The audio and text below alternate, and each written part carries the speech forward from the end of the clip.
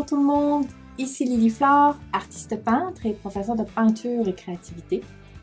Bienvenue dans ce nouvel épisode de podcast. Dans cet épisode de podcast, je voulais parler d'un des aspects du syndrome de l'imposteur. Alors d'abord, le syndrome de l'imposteur, c'est quoi et pourquoi je vais vous en parler? Ben, c'est toutes ces phrases qu'on a tendance à se dire comme « je suis nulle » ou « c'est pas beau » alors qu'on vient juste de commencer.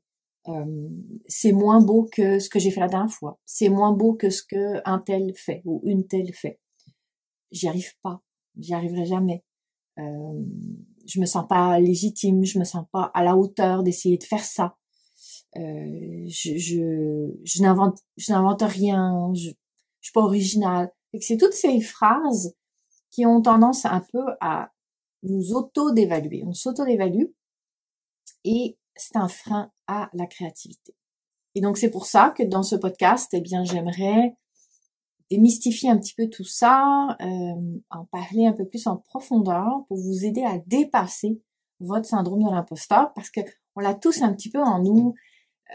On peut l'avoir dans la vie en général et on peut l'avoir, ne pas l'avoir en art, ou on peut ne pas l'avoir dans la vie en général et l'avoir en art, ou on peut l'avoir dans les deux, dans les deux cas. Mais souvent, dans une pratique artistique, ça revient souvent. Même des artistes très avancés vont se retrouver à un moment donné face à des résultats qui ne leur plaisent pas, et ils vont se dévaloriser, ils vont se dire qu'ils sont nuls, etc., etc. Donc, comme c'est un frein à la créativité et qu'on veut développer notre créativité, c'est important de comprendre un petit peu mieux ce syndrome de l'imposteur et d'essayer d'avoir des trucs et des astuces pour le dépasser.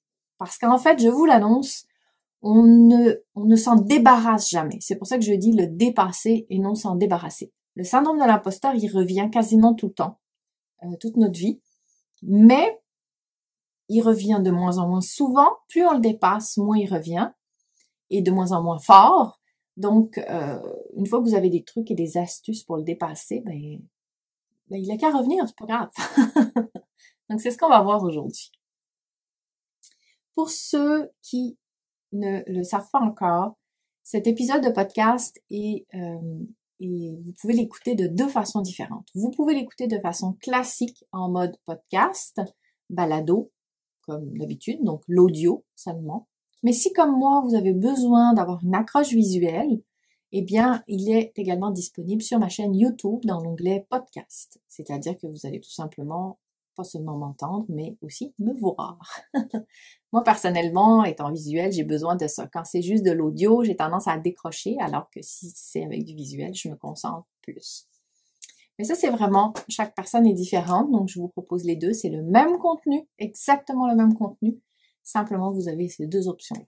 Je voulais vous le dire. Quand je fais ce podcast, quand j'ai décidé de faire cet épisode sur le syndrome de l'imposteur, je me suis rendu compte qu'il y avait énormément à dire. Bien sûr, le syndrome de l'imposteur en lien avec une pratique artistique. Et il y avait énormément de notions qui étaient liées à ça. J'en ai listé quelques-unes qui c'est pas une liste exhaustive, hein, c'est vraiment par rapport à ma compréhension des choses. Donc, il y a des notions de déception et d'échec.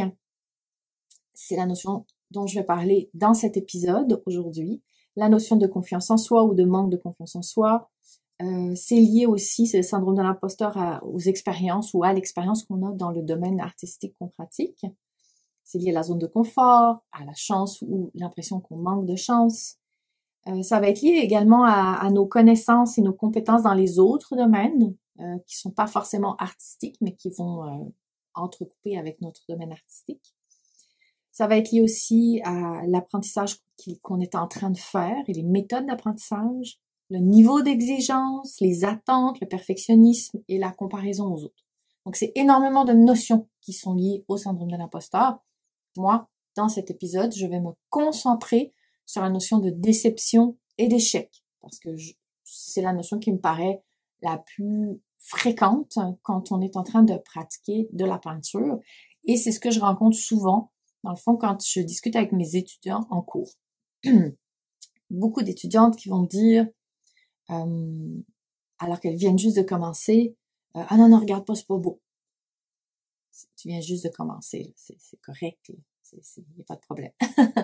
Ou ouais, mais de toute façon, je suis nulle en dessin. Ou de toute façon, je suis incapable de faire mes couleurs. Ou c'est tellement difficile, j'y arriverai jamais. C'est des petites phrases comme ça qui sont très très liées au syndrome de l'imposteur et qui sont assez lourdes de conséquences. On va le voir dans la suite de cet épisode. La déception, l'échec, il y a comme deux volets, deux aspects. Il y a le fait d'avoir peur d'être déçu du résultat ou d'avoir peur que les autres n'aiment pas. Donc, de décevoir les autres, en fait. Donc, c'est ces deux aspects-là qu'on va traiter dans cet épisode de podcast. J'ai découpé l'épisode en trois grandes parties. Dans un premier temps, on va parler des causes possibles du syndrome de l'imposteur. Je ne suis pas psychologue. Je ne suis pas psychologue ou psychothérapeute, donc je vais pas rentrer dans cet aspect-là. Je vais l'effleurer un peu et je vais vraiment parler par rapport à ma propre expérience et aussi à les expériences que des gens m'ont partagées par rapport à ce syndrome de l'imposteur qui nous font avoir peur d'être déçus du résultat ou d'avoir peur de décevoir les autres. Donc ça va être très pratique, empirique. On n'est pas dans la théorie, on n'est pas dans la psychologie, même si on va l'effleurer un petit peu quelque part. On est plus de l'ordre du développement personnel, on va dire. Mais c'est important de connaître ces causes parce que une des choses qui est très intéressante, je me suis rendu compte, c'est que quand on se rend compte qu'on n'est pas toute seule à vivre ça, c'est beaucoup plus facile. Pourquoi? Parce que pourtant, ça change rien, mais c'est beaucoup plus facile de dépasser les obstacles quand on se rend compte que c'est normal, en fait. C'est normal de faire face à ces obstacles, on n'est pas tout seul. Parce que, je sais pas, on dirait que des fois, on pense qu'on est tout seul et ça prend des proportions énormes. Mais là, quand on se dit, maintenant, un tel, une telle, un tel, ah, ok, donc, je suis normale, en fait, finalement. Ça aide beaucoup. Donc, c'est pour ça que je voulais vraiment rentrer dans le plus possible dans les détails au niveau des causes possibles du syndrome de l'imposteur. Et pour vous rassurer en vous disant que c'est normal, en fait, de faire face au syndrome de l'imposteur. C'est normal l'impression de pas être à la hauteur des fois. C'est normal d'avoir peur d'être déçu du résultat. C'est normal d'être déçu du résultat. C'est normal d'avoir peur de décevoir les autres. On est humain, c'est comme ça. Mais il y a des causes à ça parce que chez certaines personnes, c'est plus ancré que d'autres. Donc, on va rentrer vraiment dans le détail par rapport à ça. On va parler aussi des conséquences qui sont liées, bien sûr, à notre pratique artistique. Et puis, la partie la plus intéressante aussi, ça va être de comment faire pour dépasser ce syndrome de l'imposteur, pour réussir à le pousser de notre chemin pour pas que ça nous freine dans notre pratique artistique. Là encore, ça va être par rapport à mes propres expériences, mes propres trucs et astuces que je vais vous partager. Et puis ensuite, vous verrez de votre côté. Vous les essayez. Est-ce que ça vous aide? Est-ce que ça vous aide pas? Ce sera vraiment à vous, ça vous appartient. Parce que moi, je peux juste vous dire ce qui, moi, m'aide et ce que je sais qui aide beaucoup d'étudiantes que j'accompagne dans les cours. Mais après, c'est vraiment à vous de faire l'expérience de ça et de voir si ça vous aide. Donc ça va être notre plan de match pour ce podcast. Avant que j'entame ce plan de match, je vous rappelle que vous pouvez me retrouver sur lilyflore.ca.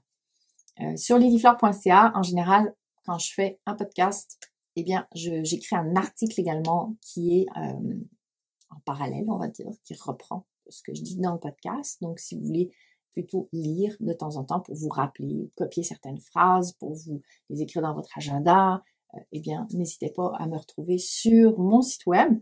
Aussi, ce qui est intéressant sur mon site web, c'est que moi, je vais être là régulièrement pour vous inspirer et pour vous motiver. C'est-à-dire que si vous vous inscrivez sur ma liste d'envoi Osez devenir l'artiste en vous, très régulièrement, je vais vous envoyer des messages inspirants et motivants. Oui, des messages où je vous dirai, tiens, il y a un nouveau podcast, ou il y a un nouvel article, ou il y a une nouvelle vidéo sur ma chaîne YouTube, mais aussi des fois des petits messages juste pour vous, c'est-à-dire il n'y a pas d'article, c'est juste des messages inspirants et motivants pour que vous n'ayez pas l'impression d'être toute seule dans votre coin en train de créer. Et aussi des fois des petits cadeaux, des bonus, des choses comme ça qui se promènent. D'ailleurs, quand vous vous inscrivez, vous recevez directement déjà quelques petits cadeaux. Donc, retrouvez-moi sur lilyflore.ca. Et si vous me regardez sur YouTube, n'oubliez pas de vous abonner, de mettre un petit pouce levé si la vidéo vous aide. Et puis commentaires, suggestions, petits coucou dans les commentaires, ça me fait toujours super plaisir. Ça c'est dit, maintenant c'est parti, on se jette à l'eau. Les causes possibles du syndrome de l'imposteur.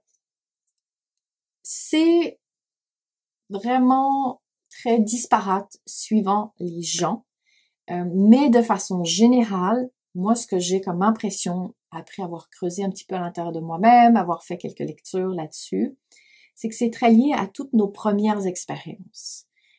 Parce que si nos premières expériences sur un domaine quelconque, on va rester sur l'art, si c'est positif ou si c'est négatif, eh bien ça peut beaucoup teinter nos croyances pour la suite. Donc c'est pour ça que j'ai tendance à dire que le syndrome de l'imposteur, la place qu'il prend dans la vie de quelqu'un, surtout en lien avec l'art, c'est souvent lié à l'enfance, ou enfance, adolescence, jeune adulte. On va dire de 0 à 20, 25 ans, là, que c'est plus nos premières expériences. Mais en art, souvent, c'est plus quand on est plus jeune aussi. Sauf que c'est pas seulement lié à nos premières expériences artistiques. C'est vraiment lié à nos premières expériences de vie en général. Je vais m'expliquer. Par exemple, si on a tendance à surprotéger quelqu'un, un enfant qui est surprotégé et qui peut quasiment rien faire parce que ses parents ont peur qu'il lui arrive quelque chose, eh bien cet enfant peut penser, même si ses parents sont pleins de bonne volonté, peut commencer à penser qu'il n'est pas capable de faire les choses, qu'il est nul, parce que ses parents ne veulent pas qu'il le fasse. Mais ses parents, c'est pas parce qu'ils considèrent qu'il est nul, pas du tout. C'est parce qu'ils ont peur qu'il se fasse mal ou qu'il lui arrive quelque chose. Donc, ils ne veulent pas qu'il fasse les choses. Là, l'enfant, lui, il le comprend différemment. Donc, après, quand il va, cet enfant grandir et commencer quelque chose au niveau artistique, ben, c'est possible qu'il se dévalorise en se disant « j'y arriverai pas parce que je suis nul ». Donc, ça, c'est un premier exemple.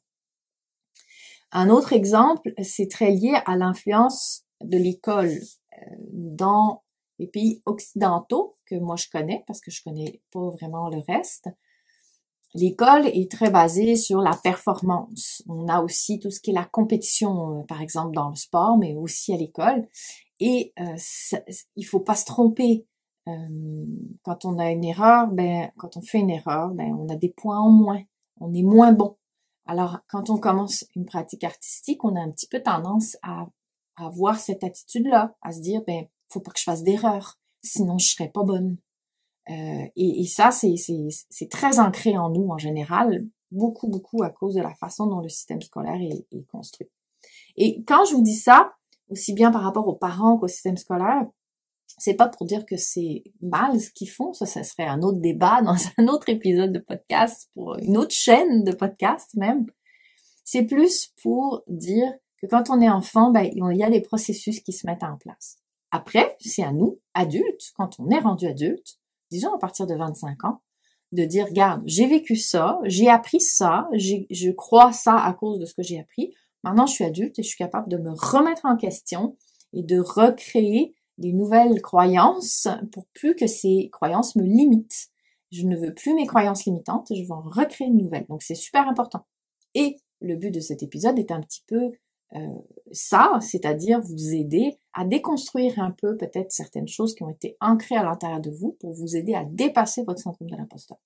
Donc, je suis pas en train de dire que tout le système parental et scolaire est nul. Non, ce que je dis, c'est que la façon dont il est présent, ce système-là, ces systèmes-là, nous aident à avancer, mais nous donnent aussi des freins. Donc, faut reconnaître ces freins-là pour pouvoir les enlever, tout simplement. Vous allez également avoir l'influence de la société dans laquelle on vit, de la culture, parce qu'il y a des règles, des choses qui se font, des choses qui ne se font pas, dépendamment des sociétés, des cultures, dépendamment des générations.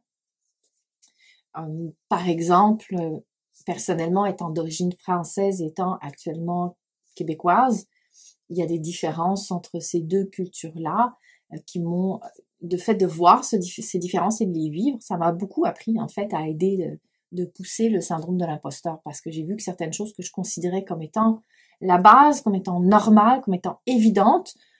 En changeant de culture, je me suis rendu compte, ben non, c'était pas la base, c'était pas évident, c'était pas normal, c'était juste une normalité qui est différente d'une culture à l'autre et d'une société à l'autre.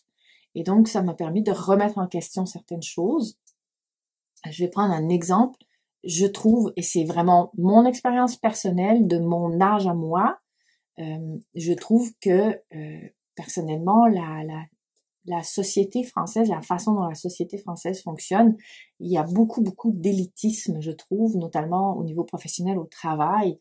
Il y a une hiérarchie, il y a un élitisme qui est très fort, qui est très présent et qui parfois, moi personnellement, a étouffé certaines envies d'initiative, de prendre des initiatives parce que c'est pas ce que mon boss me disait ou mon patron m'avait dit, puis que si je le faisais mal, j'allais me faire taper sur les doigts. Donc, j'avais tendance à étouffer ma capacité d'initiative. Alors que je suis arrivée au Québec, déjà juste le fait que les gens, on a tendance à se tutoyer entre nous, c'est-à-dire que moi, quand je suis arrivée, que j'ai commencé à travailler, il fallait que je tutoie ma boss, et ça, c'est comme genre, oh, quand on est habitué à parce que le boss est au-dessus de nous et qu'il faut être hyper respectueux et vous voyez, jamais on aurait pensé tutoyer, ça serait comme un manque de respect, alors que arrivé au Québec, pas du tout. Donc ce sont des petites choses comme ça dans ma vie qui ont brassé mes croyances et qui m'ont permis de me rendre compte qu'en fait, toutes les règles établies, ce sont des règles en fonction de la culture de la société, puis que moi, je peux m'amuser avec ces règles-là, je suis pas obligée de les prendre complètement. Et fait que ça, c'est une autre cause possible, l'influence de la culture et de la société. Ce qui est très important, c'est de se dire, là encore, je le répète, c'est pas figé. Ces causes-là, c'est pas figé à vie. Ce sont des empreintes, c'est des marques, mais à nous, en tant qu'adultes, de les enlever, ces empreintes, si elles nous dérangent. Et c'est super important, ce que je dis là. Parce que je suis pas en train de mettre la faute sur l'école, les parents, la société, la culture. On est formé par tout ça d'une certaine façon. À nous de le dépasser ensuite. Les conséquences du syndrome de l'imposteur. Les conséquences quand on est dans une pratique artistique, puis peut-être probablement dans la vie en général aussi. La première conséquence, qui est super grave, c'est qu'on n'ose pas, ou on n'ose plus. Quand on est enfant, on ose tout. Un peu trop des fois. Mais quand on commence à être figé dans cette peur de décevoir ou d'être déçu, on n'ose plus. On n'ose plus essayer. J'ai un exemple très drôle. J'ai une étudiante ces temps-ci qui est une toile. Elle me dit c'est ma toile expérimentation. Cette toile, j'ai mis plein de trucs dessus, j'ai collé des affaires. C'est une toile que j'ai achetée pas cher et je m'amuse dessus et je fais n'importe quoi et je le sais que c'est une toile que je fais n'importe quoi dessus, donc je me mets pas de pression. Et elle me dit étrangement quand je fais ça avec des toiles, c'est souvent celles qui deviennent les plus belles. Pourquoi? Parce que sur cette toile, elle ose. Elle n'est plus figée par la peur d'être déçue du résultat. Donc, il y a des fois, ça ressemble à rien, puis elle continue, puis elle ose. Donc ça, c'est un exemple parfait. La conséquence du syndrome de l'imposteur, c'est qu'on a tendance à ne plus oser. Et ça, c'est très grave pour la créativité. L'autre conséquence, également très grave pour la créativité, c'est le fait de ne pas persévérer. Ça va un petit peu avec le fait de ne pas oser. On essaie une fois, ça marche pas, puis on arrête. Alors que quand on était enfant, on essayait 15 000 fois. Pas juste une fois. Apprendre à lire, ça a pris du temps. Apprendre à faire ses lacets, ça a pris du temps. Apprendre à marcher, ça a pris du temps.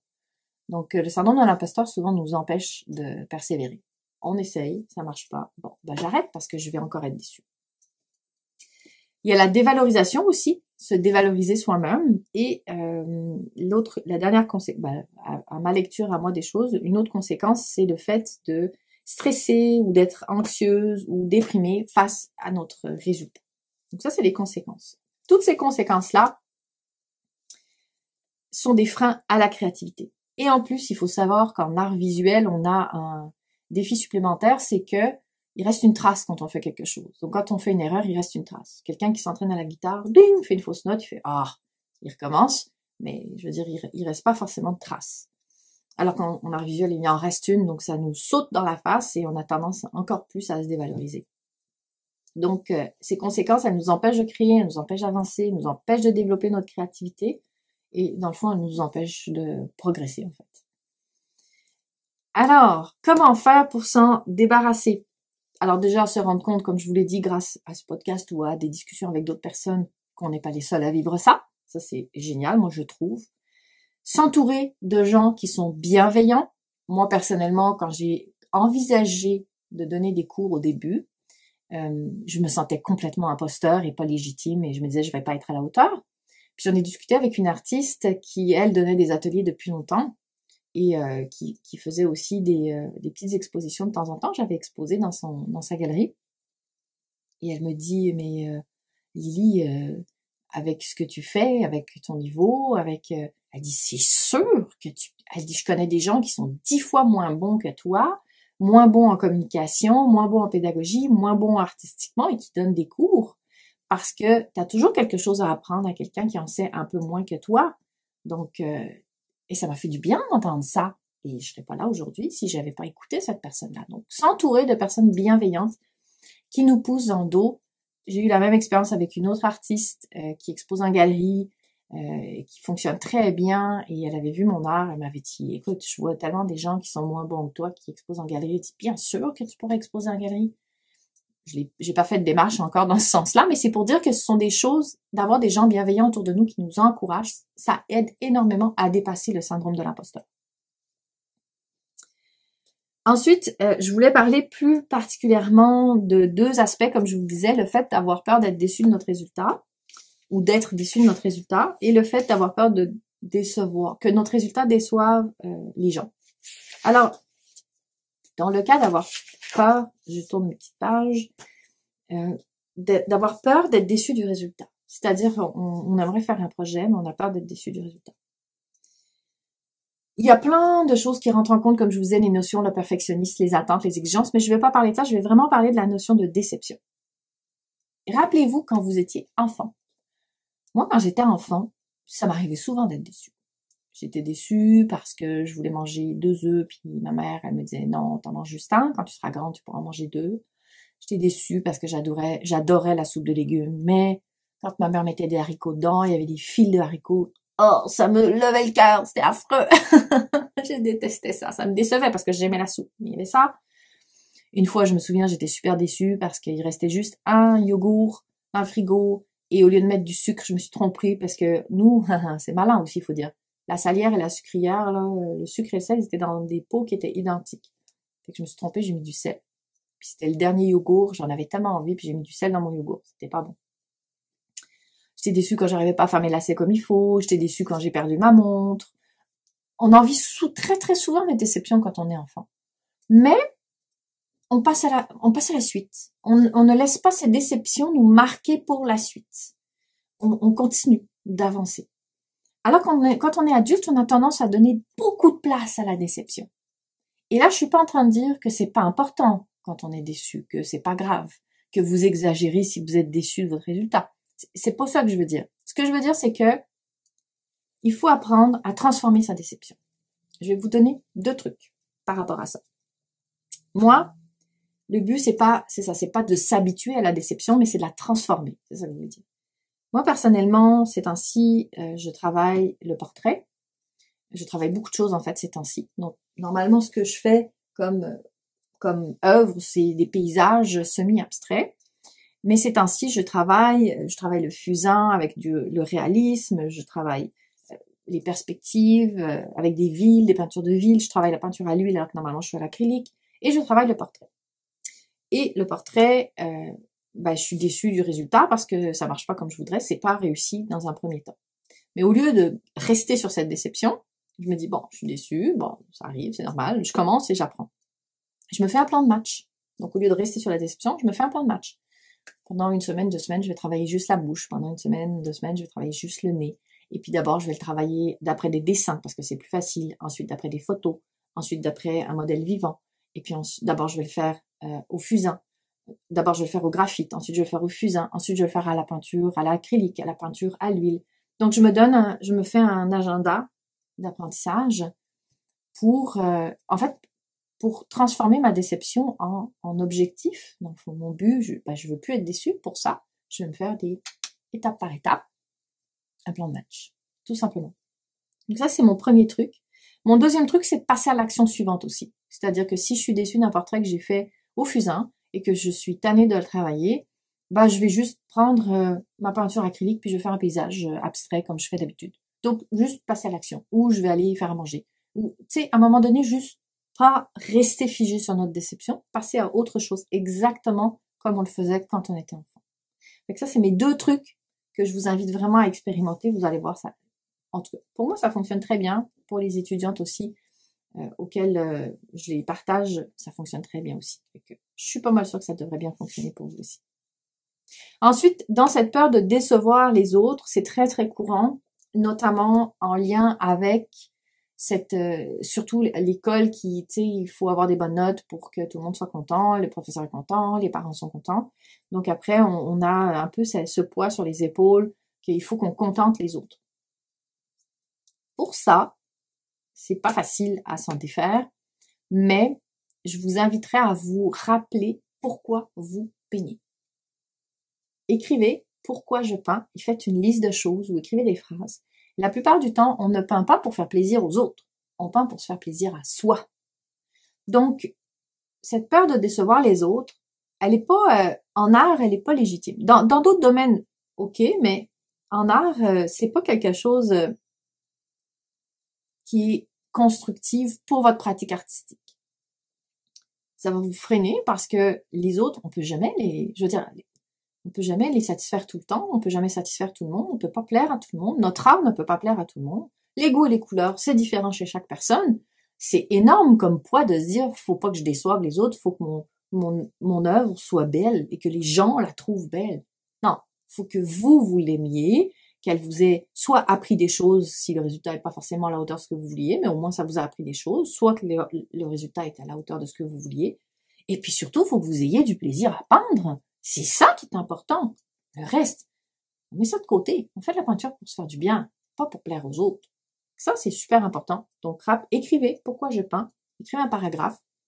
Écrivez des bullet points. Faites une liste. Mais rappelez-vous ça. Et vous allez voir, ça c'est très, très puissant. Un truc pour ça, c'est de vous ramener au jeu et au plaisir de peindre en faisant un jeu de peinture. Par exemple, avec un enfant, vous jouez, vous barbouillez ensemble. Ou vous prenez quelque chose que vous connaissez pas du tout, l'aquarelle si vous connaissez pas, ou les crayons de couleur et vous vous amusez avec, vous jouez. Ou vous prenez la main gauche et vous jouez, vous faites, si vous êtes droitière, la main droite si vous êtes gauchère, et vous jouez, vous sortez de votre zone de confort. On en parlera d'ailleurs dans un autre podcast, ça, la sortie de zone de confort par rapport au syndrome de l'imposteur, mais ça peut être très intéressant de jouer simplement pour se libérer un peu de ce regard des autres sur vos œuvres. Bon, j'en suis tout simplement à la conclusion de ce podcast. Donc, n'oubliez pas de mettre un petit pouce levé si vous me regardez sur YouTube. Une question, une suggestion, une anecdote, un petit coucou dans la zone des commentaires. De me retrouver sur lilyflore.ca, bien sûr. Et en conclusion, je vous dirais que, comme quand on est un enfant, ou quand on a un enfant, ou quand on voit un enfant, on lui dit « t'es capable, persévère, continue ». En fait, dites-vous la même chose à vous-même. Oui, t'es capable. C'est pas est-ce que tu vas y arriver, c'est quand tu vas y arriver. Alors, si vous avez peur d'être déçu du résultat, dites-vous, regarde, peut-être je serai déçu, mais c'est pas grave. Je vais continuer, je vais apprendre, je vais m'améliorer, je vais progresser. Ramenez la déception à son niveau d'étape et non de finalité. C'est pas, j'ai peur d'être déçu, et donc c'est devenu une finalité, c'est, je vais peut-être être déçu, mais c'est pas grave, je vais continuer. Et là, on le ramène à une étape. Et on se libère d'un poids, on n'a plus peur, et on est beaucoup plus dans une attitude positive et constructive qui est un terreau fertile à la progression et à la créativité. Je pense que j'ai dit ce que j'avais à dire sur le sujet, en tout cas par rapport à la déception, à la peur de l'échec, à la peur de la déception, peur de décevoir les autres. Si vous avez envie d'en savoir plus sur le syndrome de l'imposteur, suivez-moi sur lilyflore.ca pour être mis au courant des prochaines publications à ce niveau-là. Et puis d'ici la prochaine fois qu'on se parle, qu'on se voit, ou que vous me lisez sur mon blog, osez devenir l'artiste en vous. Bye bye!